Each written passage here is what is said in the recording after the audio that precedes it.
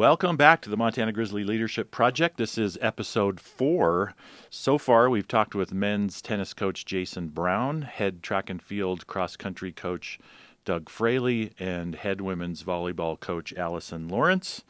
Today's guest is just the 4th head coach in soccer history, and the fall of 2025 will be his 8th year at the helm. He was hired in 2018 from the University of North Dakota Fighting Hawks. Correct. Yes, changed in 2015. I had to right. look that up. Yeah, quite controversial. Yep. In the previous 7 years at U of M soccer, regular season titles 2019, 2020, 2023, and 2024, tournament championships 2018, 2020, and 2021. Just an incredible run of success. Chris Citowicki, welcome. Thank you. Good to be here. And how did I do on your last name? Okay, you did all right. Okay. Yeah. Chitowicki. Chitowicki. Yeah. Okay. That's a tough one. That is. Yep. I should have run that by you. Hey, before. it's okay. My wife struggle with it, so it's all right. All right. So a little bit of backstory. A lot of people know this, but I think even more probably don't know this. And to me, this is just really an important part of kind of the whole Coach Chris picture, and I just really wanted to kind of get that captured. Born in Poland, Yes. 1983. Yes. Okay. Fled that communist country with your parents. Correct. 2 years later. Yes. Okay. Refugee camp for 1 year in Italy. Yes.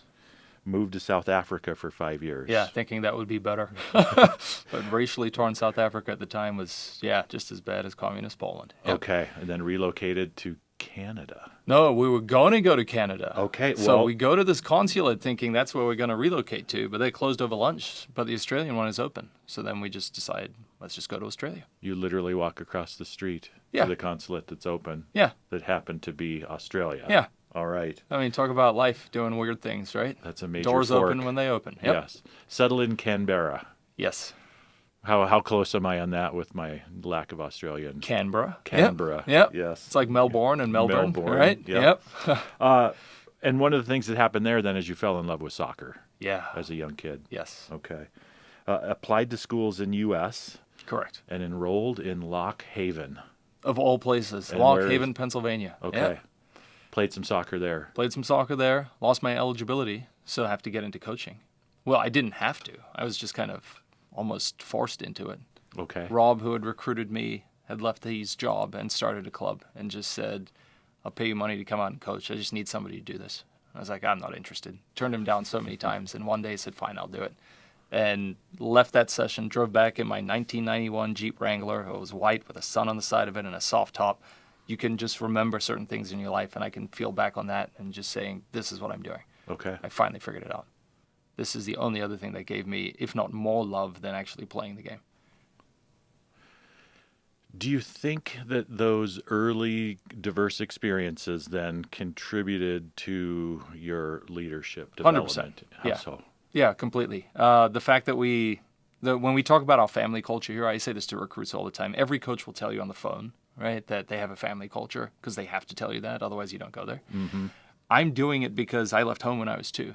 My entire life, it's been me and my parents. My brother's born at some point, but I've always missed this. I have this deep yearning desire for being surrounded by a large group of people and doing cool things together. Like I would watch those movies like the classic Home Alone and be like, even though he's alone, but then everybody comes back and it's so dysfunctional, but it's beautiful at the same time. I want to be surrounded by people. And I didn't have that my entire life. And so that's a big part of it. We have family culture because it was missing for me and I want to provide it for others. And everywhere I've been, as soon as we left Poland, I'm an immigrant or a refugee in Italy. I'm that weird outsider in South Africa. I'm that weird outsider in Australia. I'm that weird outsider in America. And this need for me to prove to you that not only I belong, but I can succeed anywhere I am, that's why the program has a belief of a removal of limitations. It's one of our core beliefs, is don't tell me what I cannot and I can do. I'll do what I want to do, the way that I want to do it. And so when people look at the record that we have here recently and say, oh, wow, that's a lot of success in a short amount of time. How does that happen? Or how did St. Kate's flip my previous job? Right? A low-laying D3 program, an all-women's Catholic institution that everybody said is never going to be successful. Don't tell me I can't do it. Of course I can. Find the right people who believe in that too, and the whole thing grows. So the program is built on me and the way that I've lived my life and the things that I've gone through. And I just plug that into it and find people who also believe in it, and off we go. Yeah. Yeah, just an incredible run of success here. Yeah. I mean, it's amazing. Yeah, it's been fun. But again, it has to be done the right way, which is our way. And if we just focus on our process, those things hopefully come. And what's in your process then? That's a great question, right? You got to have the vision. But before that, what is the purpose of the program, right? I think for me, and I've listened to some of your other podcasts, when it comes to my leadership style, it's truly transformational, right? As well as servant leadership. Mm-hmm. This You're is stealing about my questions now, Yeah, Coach. yeah. Sorry, I'm jumping ahead right now. But for me, it's how can I maximize impact and power? How can I get the most out of you as a human being? That's the most important piece for me. I believe also that comes. I'm reading the book Legacy right now with our seniors, right? New Zealand All Blacks, how they built their culture. Chapter 10 on authenticity, it says, to be a strong leader, you have to know your purpose. Why were you born? Why are you here? I think that comes from names as well. St. Christopher, if you know anything about St. Christopher, was patron saint of traveling, right? Taking people from one spot to another. I believe I'm born to do that. And so how can I help you go from this stage of your life to a different stage? How can I get the most out of you, maximize you, continue impacting your life the way that your family's done for you, and empower you to do that for yourself? That is my purpose as a person. That is the purpose of this program. And then, can I help you remove limitations? Somebody told you you can't do something. Why did you believe that? Why? There's got to be something bigger for you in life. Let's go. Let's shoot for that. It's exciting. And so those two things then align with the values and then align with the vision, which is we're trying to be the best women's soccer program in the nation. Why not, right? If I'm going to be running a business, I want to have the best PetSmart in the country. I want to have the best Chick-fil-A in the country. And that's why this purpose, the vision, the values, you can throw that into any business and I'll make it successful because that's what I'm born to do. That's what I'm supposed to do. And so that's how we run everything here. Instead of saying the best program in the Northwest or, Just the best there is. Why limit it? Why? Why limit it? What's the point? And then by saying it out loud, I force myself to now have to have the meetings that I did with the team this morning, to train the way that we train, to learn things the way I have to learn things, because I can't expect humility and integrity from my own team when I don't do that myself. I have to be the living embodiment of that so that they can see it and also follow it and then unlock it in their own lives. So, Right. And that's part of the authenticity piece. Huge. Yes. And that's why you find when you meet players in the program like a Bayless, you're like, wow, that's a special, well-layered person that's got a lot going on there. Yeah, those are the kinds of people that we want to attract into it, who themselves have such great power. And when you unlock it, now when they play against us, they're not playing against a team that wants to win a soccer game. The vision for me is always they're playing against a group of people who are trying to be the best version of themselves every single day. And there's a different level to that because they are striving to be their best self, which is so much more than I hope I win today. Right. So, yeah, that's the secret sauce behind the program, in my opinion. Which is where when the process is totally dialed in and followed, the outcomes They should just come. Yes. And yet we just have such this amazing tendency to flip that around. Yeah. And focus so much on the outcomes and forget about the process. Yes. Which I've gone through that myself. I've had to learn through that. It was 2016. St. Kate's, my first group of recruits that I recruited in 2012. I told them by the time you graduate, we're going to make playoffs. For the first time ever. Everybody dismisses us, but trust me, in 4 years we'll make playoffs. And everybody's going to talk about it forever. And that's exactly what happened. Final day of the season, we're playing Concordia Moorhead, and we have to win that game to make it. They're previous season champs, so they're very good already in playoffs. We squeak out a 1-0 win and make it. And I just remember in that moment being so focused on our next game immediately that I forgot to celebrate it. For me, it became an outcome type thing of we have to win this next one. I was becoming unhealthy, and I realized that I need to put in little celebratory moments for myself. Because if I don't do this, I'm going to struggle. Plus, what has gotten us here in the first place? And every time we achieve, as I've just recently found out, milestones are so important in celebrating the milestones and focusing on those little steps that when you then zoom back, you're like, oh, that's why this has all happened. Because even during my time here, the first 2 years, 2018 when we won, 2019 when we won, I started hating my job. And I talked to you about it even at one point of how unhappy I was with the pressure coming down on me on game days that I was putting on myself because we had to win again. And we turned one of the values of passion, which was intensity. I view passion as intense. It's like, let's go nonstop, 100 push-ups, and I'll just wear myself to the bone. I flipped that into joy thanks to a podcast I heard with Steve Kerr and how important joy was for the Golden State Warriors in their peak performance phase and era. And I was like, oh, I got to remember that I love this thing, which is why love of the game, and joy is the central belief and value of this whole program. I love waking up every day. I love what I do. I love the people that I'm with. And I just got to bring that love every day. And if I do that, I'll remain healthy. I'll continue focusing on the process the right way. And we can achieve what we want to achieve, hopefully, at the end of the day. Right. Yeah. Good stuff. You watched Miracle. I love Miracle. I watched it the other day with my kid again. And developed an affinity for Herb Brooks, the head coach of the U.S. men's hockey team at the 1980 Olympics, the story everybody knows, right? And you literally moved to Minnesota took a job at Bemidji State. Yep, to be closer to Bemidji. Yeah, as exactly. people call it. Became a student of coaching and leadership. This was a graduate assistant job. Yes. What was it about Brooks? Because I feel like you and I know each other pretty well. Yeah. And I don't feel like there's a lot of similarity between you and Herb Brooks. Yeah, true. Because he was an asshole. I mean, he was a hard person. Yeah. A difficult person, yet obviously a very, very good coach. So which part of, again, my identity did he influence the most? When you go back to the core purpose for me, yes, it's the removal of limitations. Okay. You have this team that everybody's like, how are these college kids going to do anything? Screw you, let me show you how they're going to dominate the world. Mm-hmm. They're going to beat the greatest hockey team that's ever been assembled. And this is how we're going to do it. This is the hard work that goes into it. This is how you find the right people to do it, right? I'm not looking for the best players. I'm looking for the right ones. Mm-hmm. And that is what really got to me, right? This has been a steady building process for me as it's gone through. And one of the first pieces was like, oh, wow, I've always had that thought. Even growing up younger, I'm like, I'm going to be the best soccer player in the world. It's just, kids have these dreams, and sometimes they get limited. For me, it was always just like, and it must have been because we moved to a new country every time, and I had to prove myself again every single time that I can fit in and I can be successful. But that movie, that was like, yeah, I want to do that. How do I create something like that?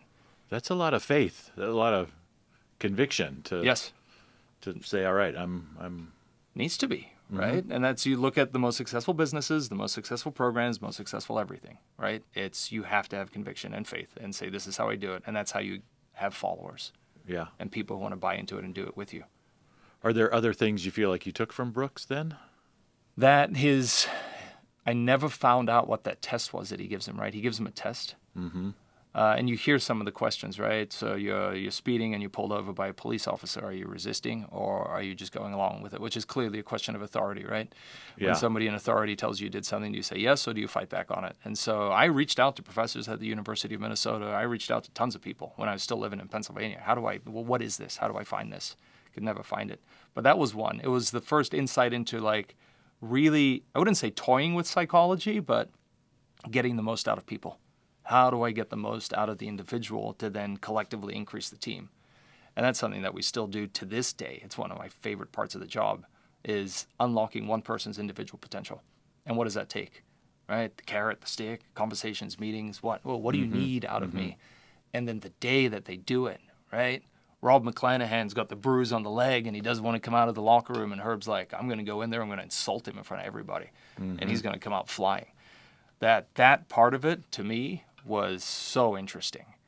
And that's how you get the most out of people. Like, what is it? But you have to be so attuned to the individuals on the team and not just thinking, again, of the outcome, but how do I get the most out of Eliza today? Because if I get the most out of Eliza, we have a good chance of winning this game long term. Mm-hmm. Yeah, so that was big. Awesome.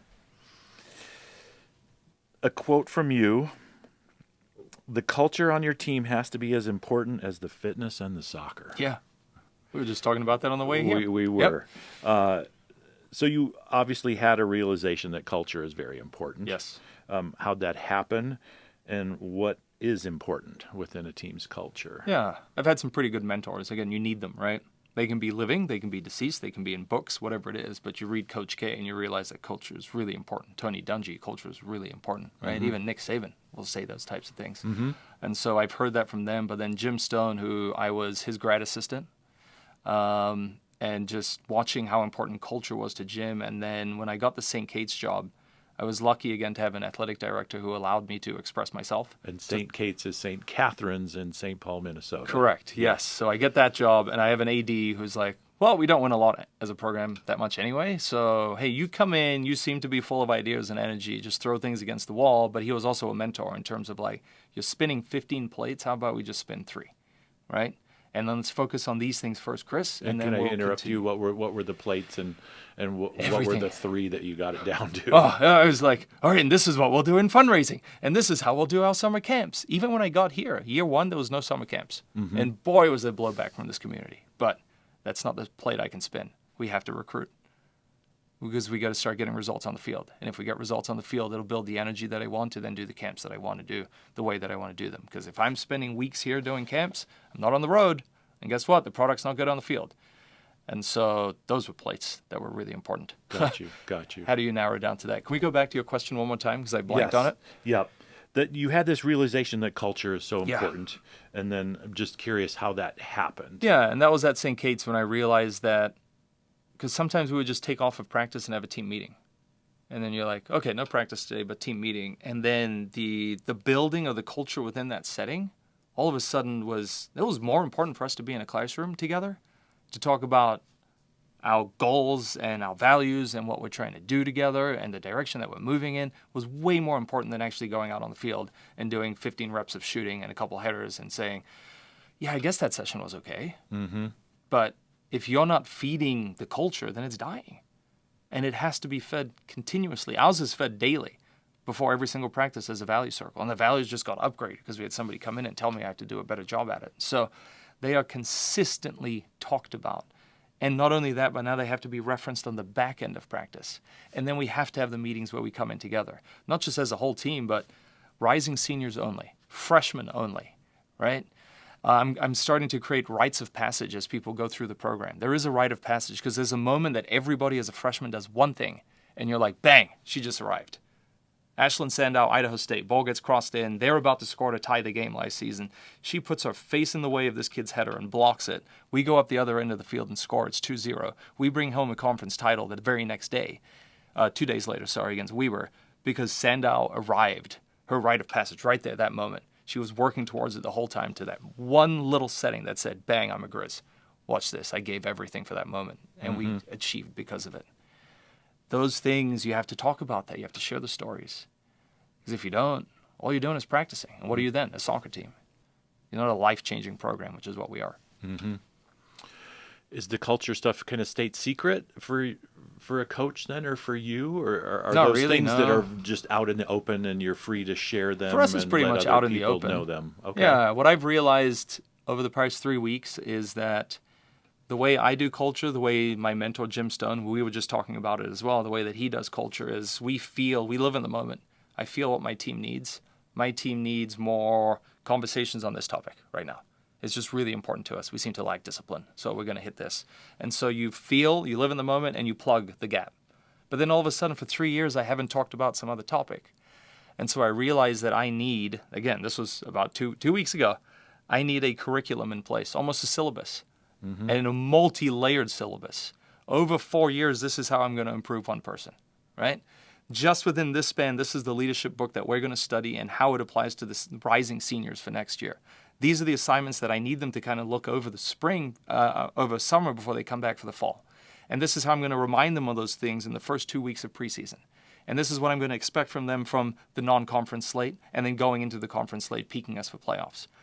And how I'm going to guide the freshmen through the same time, the sophomores through the same time, the juniors through the same time, and what we do in the winter. All of that has to be put together, planned, and then flexibility to go off of it. So the culture needs to be designed and not just lived in. Because again, I'm very good at going off the cuff and figuring out what the team needs, but then we don't talk about a growth mindset for a couple of years. And then you realize, crimeties, well, I got to plug this gap now. Meanwhile, the water starts coming out over here. And so how do I get this whole thing going? At the same time, and then also being flexible in how I do it, because there are different ways to teach them things. Mm-hmm. What's a rising senior? Somebody who's a junior now. So there's a transformational period that goes, your junior year ends the fall, and then you have this spring and winter, this period of darkness where we go into the dome, where we wake up early in the mornings. The new bubble. And you grow, right? And you grow and you become you're a rising senior at that time, because you're still a junior, but you're not the junior with the expectations of the fall. And you're not a senior yet. You're not there yet. There's this transitional period that if you don't pay attention to, that's why winter and spring are most important for culture. Because if you don't grow and develop them at that time, they show up in August. They're like, so what do I do as a senior? Well, how am I supposed to lead this team? And then issues all over the place. So strategic to planning every single detail. It's immensely important. And again, like I told you, humility is a big value for us that has now been tied into integrity. But if I'm not showing them that I'm doing that and learning all the time, then they won't do it either, and they just won't follow. Okay. Belief in team captains. Yes. How do you approach that? That's one that, again, I've had to tweak. My belief on it was the season ends and then you just let things ride out. The winter and spring, our period of darkness as we try to figure ourselves out, our new team identity, right? The culture is the operating system of the iPhone. The identity of the team is all the apps that you put on top of it. And I can remove the apps every year because there's new personalities. There's new personalities leading, so it's going to feel different. It's going to look different, but it still operates the same way. We still maximize impact and power. We still remove limitations. We still have these values. Okay. But the leadership I would leave until the end of the spring. I would just let it come out of the earth on its own. Be like, those are the strongest leaders. There they are, right?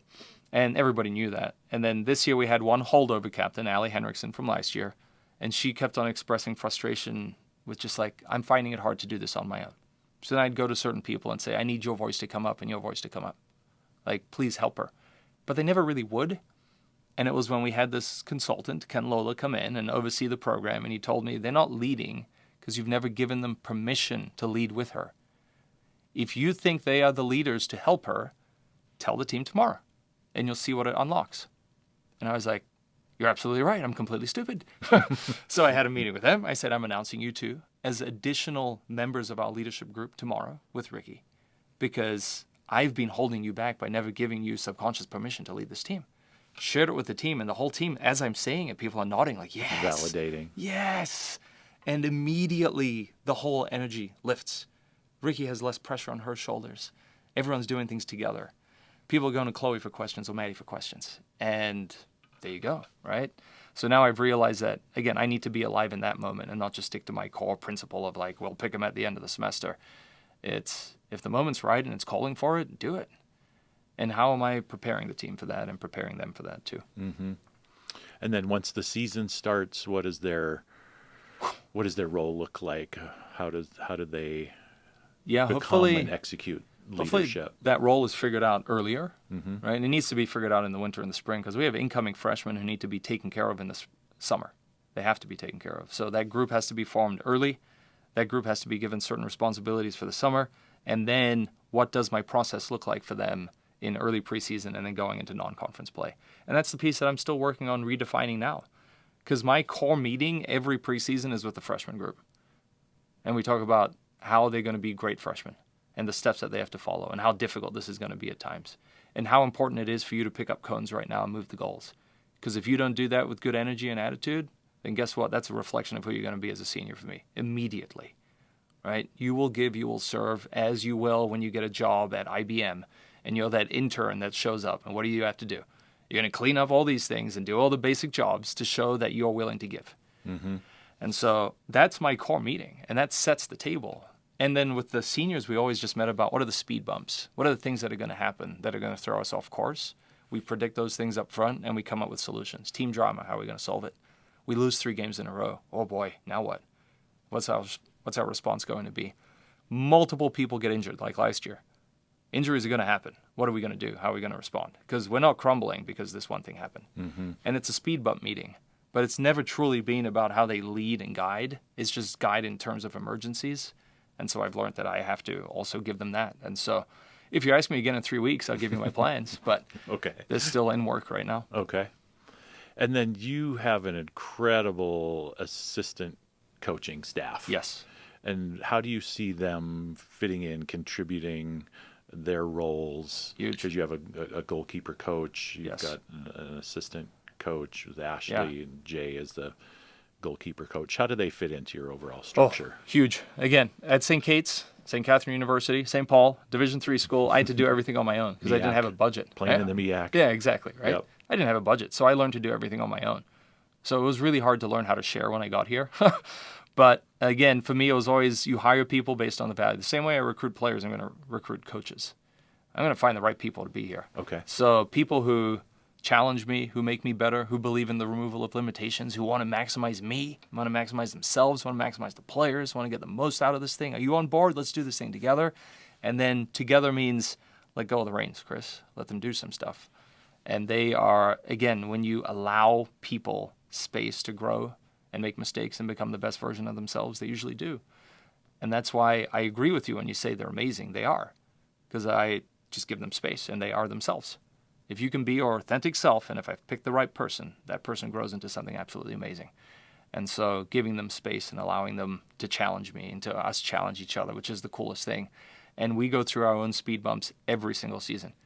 And it should be that way. It shouldn't be a harmonious relationship that works perfectly.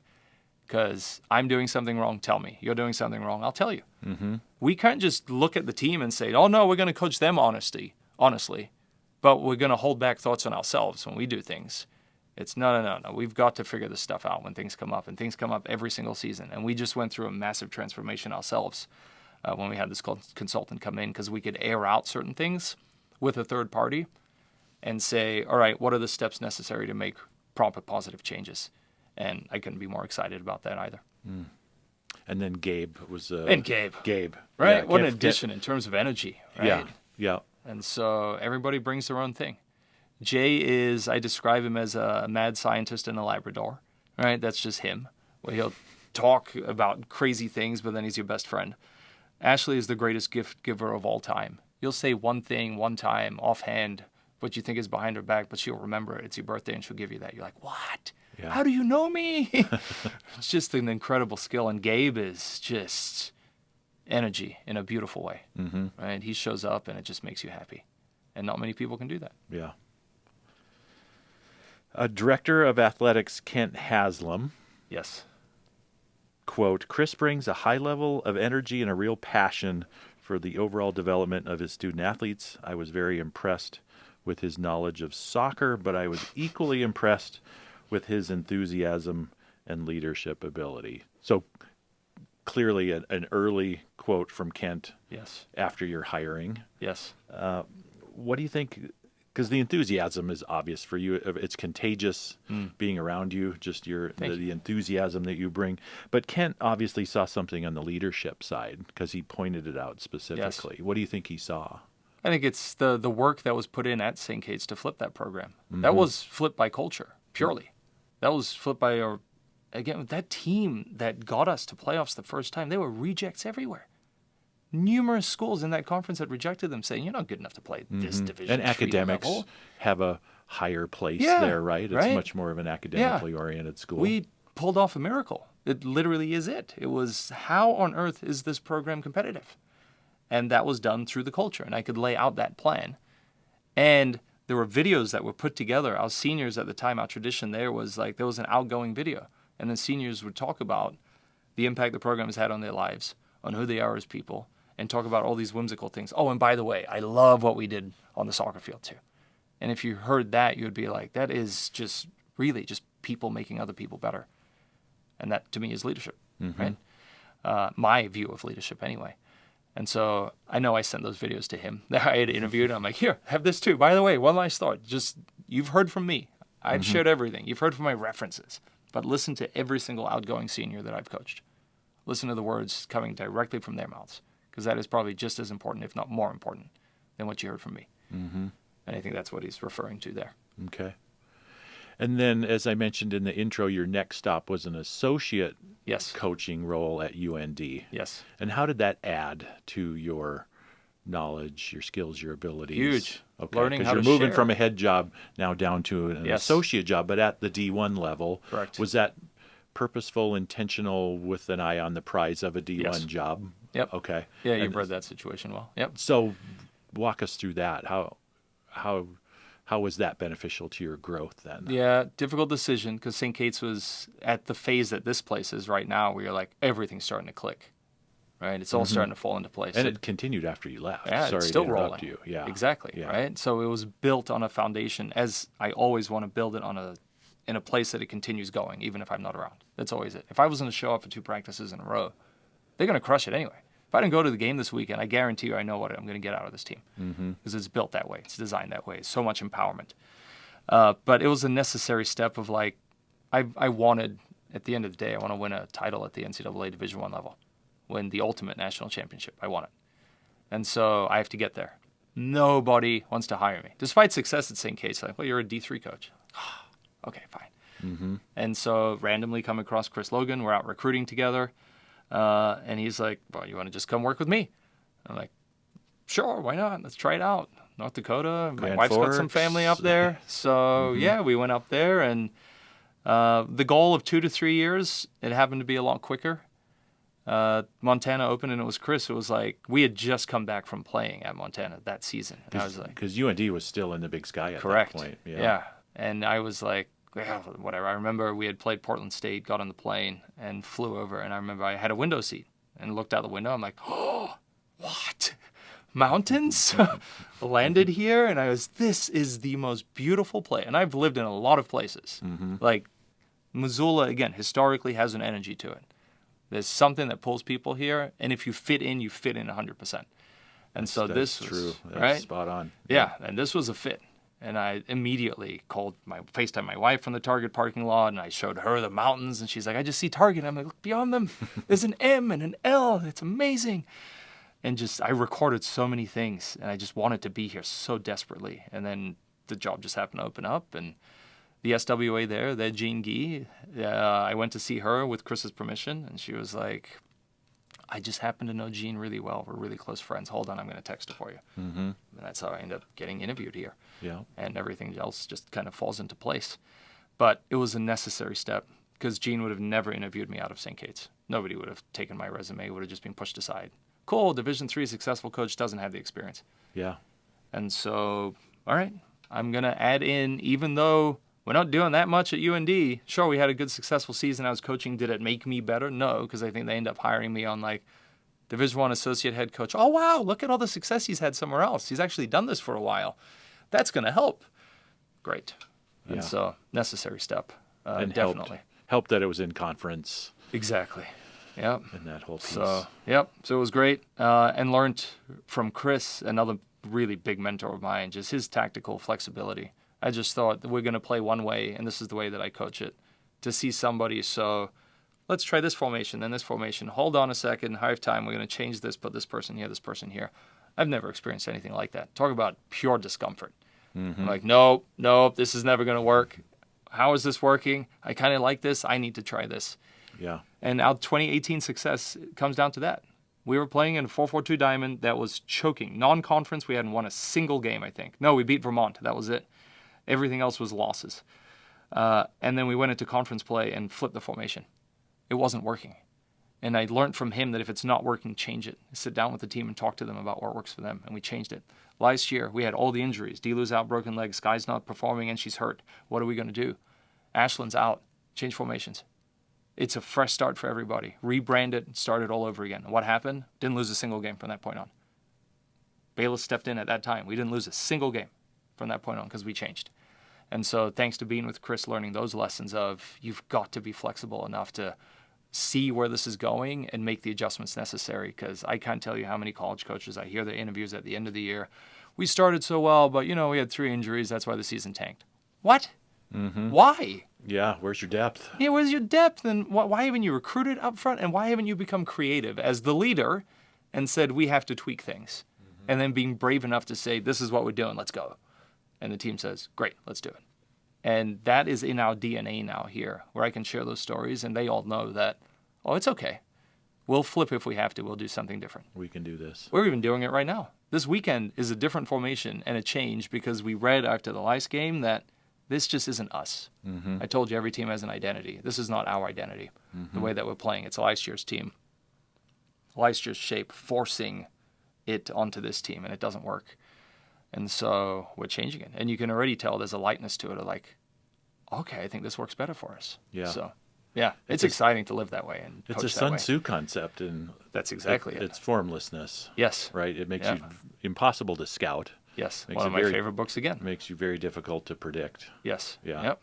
Yeah. And just if you got a team who believes in it and believes in you, then you can do those things. Mm-hmm. And the talent to plug and play Yes. to be able to pull it off. Yeah. Yeah. Which comes down to the recruiting. You have to be purposeful with that. Are we finding players who are able to do this? And that's a lot. I would say about 50% of our team I could play multiple formations now, multiple positions. Carly can be outside back, center midfielder, winger, even forward, just not goalkeeper. But even then, she'd go all out. Doesn't matter. Mm-hmm. And our key players can fit anywhere, and they're comfortable doing that. Selfless enough to do that too, which is really important. Right. You've been an early advocate of technology usage. Yeah. Yep. What's it been like to be a leader in that space? Try not to become a slave to the data itself is our big saying. Okay. Right? We have a lot of information. And the data can overwhelm you. It can completely overwhelm you. Every individual player Correct. with data coming in Correct. from a wearable device. Yep. Okay. And that's, we have GPS, so we track their workload, we track their distances, we track how many sprints they're doing. We periodize everything. So I learned that through track and field that, oh, wow, there's such a thing as periodization. And then there was this soccer coach in Portugal who was doing it. And he learned from this university professor who transferred it over into soccer, and he became super successful. I'm like, oh, that's me. That's my other Herb Brooks, Jose Mourinho. I'm going to be just like him. Mm-hmm. And so took those ideas and started applying them, but can't be a slave to it. That's the danger. That's our constant slogan. Jay right now is going through his United States Soccer Federation B license. There are multiple licenses you go through as a coach, and the big aspect is periodization. Can I stop you for a second Yeah. for the listener who might not know or understand periodization? Yes. It's basically a tapering Correct. at key points, Yes. and then also real rigorous training at other points. But Exactly. kind of key, intentional, strategic Correct. lessening of Yeah. workload and intensity. Yeah, so for us, a week can't be 3 days of soccer, for instance, that are exactly the same. So we will do on Tuesdays, it's an acceleration, deceleration day. So I want to create a training session that has a lot of cutting and turning. Cutting and turning, excess happens in 1v1 to 4v4 settings. So I'll have small numbers. You'd come to practice, you'd be like, oh, the max they're doing is 4v4 today. Wow, that's a really high intense 1v1 activity there. With the lines a little bit longer because they need more rest time between those intense cuts that they're in there. Those are those days. That'll be followed by a high-speed running day. Now the distances increase. Everybody has to be able to hit certain high speeds that day. Okay, so the field has to be bigger. Maybe the numbers are small, but the field is bigger. So now they have to sprint beyond someone to get on the end of a through ball. So we get those physiological, requirements put into place that day, and we hit those numbers. Great. And I can do that heavy because the cutting and the turning was heavy before, and it doesn't show up that much in this one. And then our last day is our endurance day. Right now we're playing 11v11. We're doing whole team tactics, and the whole session is built out just around making ourselves smarter while also building their engine, their capacity to play long times. Mm-hmm.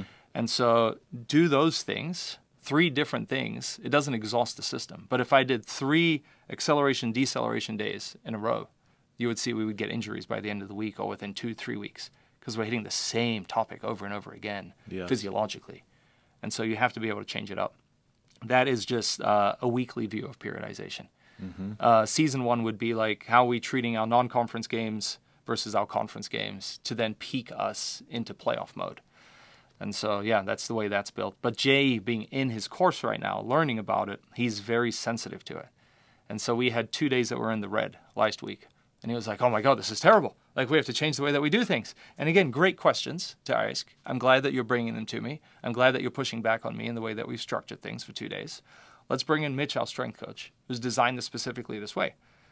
And, all right, ask Mitch your questions. Mitch pushes back a little bit. Jay's like, okay, I see it now from that perspective. And we have this healthy dialogue of why we're doing it this way, why it's okay, because we don't have a game this weekend. So it's actually okay to go beyond the numbers and say, you know what? They're freaking gutted and exhausted this week. It's fine. We're not playing. Mm-hmm. And we told them spring is hard anyway. So get used to doing hard things. Next week, which is this week, we have a game coming up. There needs to be a taper. Mitch can't push them that hard. We can't do the extra sets. Jay is right for this week. He wasn't right for last week. And a great conversation for him to learn and for us to solve together. Mm-hmm. So, yeah. How did you learn not to become a slave to the data? I said it to myself right away. Again, mentors. I had Okay. a former volunteer assistant of mine at St. Kate's. His name is Tyler Heaps. Ty was at the time working like insurance data and just miserable human, right? Again, my job is to maximize people, to let them see potential in other things. I'm like, come work with me for a little bit. And so he's working with me. He's like, I really love soccer. Like, I miss this so much. And so he's like, I think I might quit my job. There's this internship at US Soccer, and they're starting data. I'm like, all right, take it. So one day he's like, I got the internship. I'm out of here. I'm like, good for you, man. Let's see where that goes. So he starts doing an internship at US Soccer. They have an office of 2 people. And all they do is research data. He takes over that within a couple years. Women's national team is winning World Cups, and Rapinoe is publicly saying on the microphone, the way that he scouted penalty kicks is the reason that we won this 2019 World Cup. He goes on from there. Now he's getting job offers at Real Madrid and Tottenham and Monaco. So he moves to Monaco. And now he's working over there, helping them run their entire business with his end goal being like, one day I'm going to be a GM for an MLS team. Guess what he is now? The GM for San Diego, the new MLS team that's about to sign Kevin De Bruyne, who's one of the best players in the world, hopefully, right? He's running his own soccer club.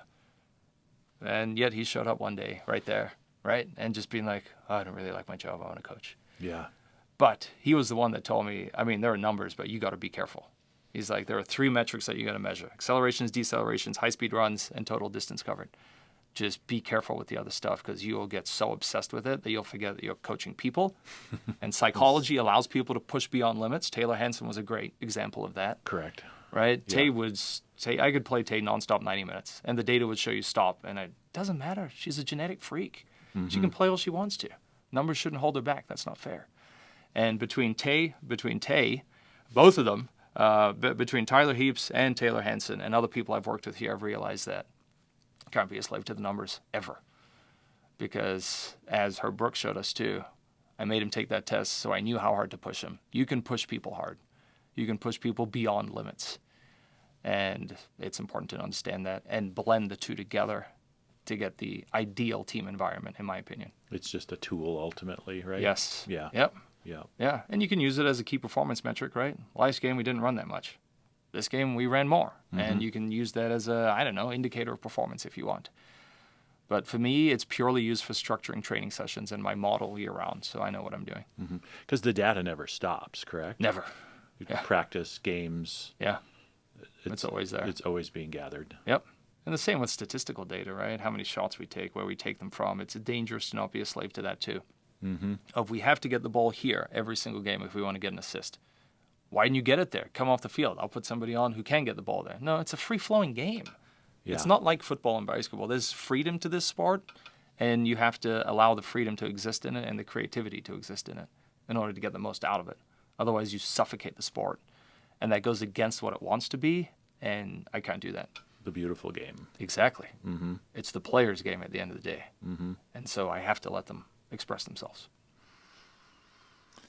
You're also quoted as saying, I want to help people get from one stage of life to another. Yeah.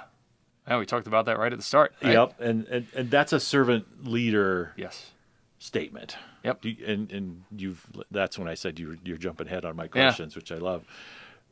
Do you feel like a servant leader? Do you feel like that's part of your overall style is you're creating future leaders? Yeah, that's it. Okay. Just powerful people.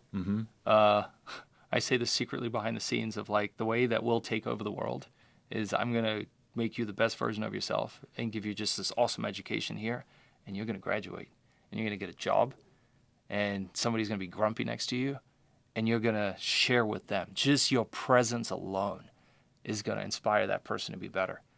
And that person is now going to take your lesson and give that to somebody else and give that to somebody else. And our message spreads everywhere because of the people that we graduate. That's the goal.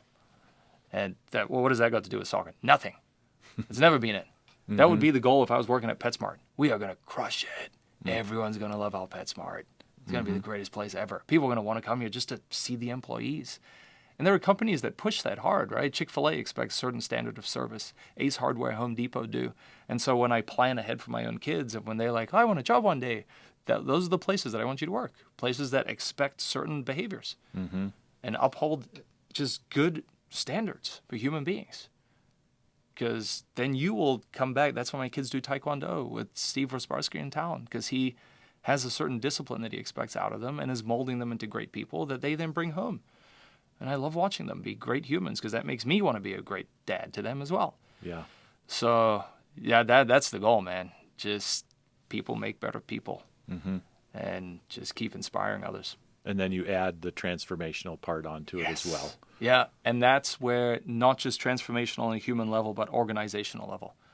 The St. Kate's athletic department, by the time we had left, we had created a program there that was, we're never ever, it was called Project 60. We're never going to be the top of the MIAC, of the conference. We're just not there because we don't have men's sports. We only had women's. But how can we get to 60 points? How can soccer finish at a certain point in the conference where they bring in, X amount of points? And then same thing with cross country, same thing with hockey, that we can get to 60 because we hang around 30. We're miserable as a department. And so Eric and I would meet, and I would poke at him, my AD, and I'm like, come on, man, let's go. And then one day he's like, Project 60. I'm like, oh, that's crazy, man. And we get it every year now. Every year. Right? And so organizational transformation. That's why I love working with Travis. That's why I talk to him and his coaching staff, right? Men's basketball. Meet with softball and I talk to them. Try to meet with volleyball and everybody else. Just like, let's go. Let me be in on hiring committees. Let's find the right people. Because as a department, if we're all doing well, it's great. Yeah, it's the way it should be. Synergistic is such a overused word at times, but that's that's what it. it is, Yeah. right? Yeah. And if I want my student athletes to be great, they need to be surrounded by other great student athletes. So what do I have to do? I have to go and talk to Bobby. I have to go and talk to Travis. I have to have success so that they want to have success. And then what an energy you create. And they feel that when they walk down the hallway as recruits. Down that hallway, yeah. Right? Yep. You feel it and you see it, and that's why it's easy, because the undercurrent is we all want to be great. We all want to be great. It's there. Go watch tennis. Steve Asher came by my office. He's like, you wouldn't believe it. A bunch of soccer players at a tennis match. Yeah, they relate to you guys because you guys are also trying to be great. They want you to be great. They want success for you. And so yes, I'm trying to influence not just our program, but the athletic department. And I love the leadership that we get out of Seth. That's the secret story that hasn't even come up. The only reason I took the job was because of him. I had heard about him and his leadership, and I was like, oh, yeah, right? Because I got to follow somebody too. I'm like, I'll follow that anytime, man. He's agreed to be on, so my vision is he's the last person that I talk to as part of this project. Yep, he inspires me all the time. Pretty amazing. Yes. What a human being. And so what he's doing here, it's so easy to sell now to recruits, right? Look at the direction of the university. I go on about Seth forever. Plus, look at what we're doing. And now they're seeing a total picture of the community is awesome, the soccer program's great, the university's great. What a vibe. You walk through this campus and it feels healthy. Yeah. I want to be Where a part else are you of going to that. get that? Yep. Right here. There you go. Yep. Sign right here. That's it. And they usually do. You always seem very intentional about growth and expanding your comfort zone. Yes. My personal one? Or everybody's? Yours for sure, and everybody's as well, as a part of a transformational leader. Yep. What's next? What's next? Yeah. For who? For you. For me personally? Yeah. Well, let me tell you what's next. Oh, goodness. I have to win an NCAA title. Okay. That's, again, it's sometimes you might say, hey, when it comes to SMART goals, they have to be realistic, they have to be tangible, they have to be process-orientated. No, the vision drives the process. The vision drives the behaviors. I want to win a national title. That drives my behaviors today. That's it. So that's why I think it's okay. Jay made this realization recently because he was really against outcome goals. Everything had to be process-orientated. But if there's no outcome, what are we working towards? And so that's a beautiful realization when he started saying that. I'm like, you're right. We do that here all the time. Yeah. We always talk about trying to be the best place to play women's soccer in the nation. I want to win another Big Sky title next year. I want to win both. Because men's basketball just did it. Cool. Let's do that too. We have to get to that NCAA tournament. All right, what's the process to get there? We talked about that this morning as a team. These are the things that have to fall into place for that to become reality now. Let's start working on them. And then we focus on process goals. But first, the outcome. What is my outcome? I want to win that title. I want to do it. I just watched Gino do it, the way that them and UConn lifted that trophy, and I make my team watch those things too. And like, if that's not in your brain, then you're not actually chasing it. You don't get it. I watched UConn lift that title, specifically that one, because I'm a fan of Gino and what he does there as well. I want that feeling. That's it. I want to provide that feeling for others, and I want to get there. And I want to do it our way, which is process-orientated, values-orientated, just love-orientated, love of sport, right? Freedom of game. Just a way that people say that is unique and special. Mm-hmm. And at that point, I can go open my restaurant, right? Yeah. Because that's the next piece for me at some point. I just want to be able to. I think there is a hard line of stopping and walking away. There are things that will be achieved, and it's got nothing to do with the soccer. I've got to get people to a certain point to impact collectively a global scale, and then to be able to just settle into the restaurant and run that. Yeah. But that's how do we do that here? I don't know. I'm working towards it. One bite of the elephant at a time, so to speak, right? Mm-hmm. And so the first bite is winning the opening round of the NCAA tournament, and we just came up with something that has clearly been the plug. Like I told you, I was holding back the leaders. I've been holding back our evolution, and I figured out what that is, and we've unplugged that today, and we start working on it tomorrow, which is really exciting. So everybody left the meeting salivating today like the bear on your sweatshirt, right? Mm-hmm. The drooling Grizz, like, yeah, let's get after it. Mm-hmm. And win in the first round, which allows you to probably win in the second round, because we'll be a low seed. If you beat a bigger one, that means you probably win the second one. Mm-hmm. Now we're out at the Sweet 16. Now the next group of recruits that come in, I say, why are you going to University of Washington? Why are you going to Oregon? We're already in the Sweet 16. Guess where you're taking us? We're going to the Elite 8 with you. Mm-hmm. With you. Mm-hmm. We're going to the Final Four. Don't go to BYU. Come here. And so that's what I'm shooting for personally. I think I can do it here because BYU did it, women's side. Gonzaga men's basketball did it. These aren't powerhouse universities. Santa Clara has done it on the women's soccer side, so why can't I do it? Mm-hmm. I think that's a great way to end it. Yeah. Coach, thanks for your time. Thank you. For sharing all your energy and your talents Lots. with us. Much appreciated. Yeah, thank you. Thanks for inviting me on. This was fun, and I've enjoyed watching the other ones and can't wait to see more. I agree. Yeah, thank you. You're welcome.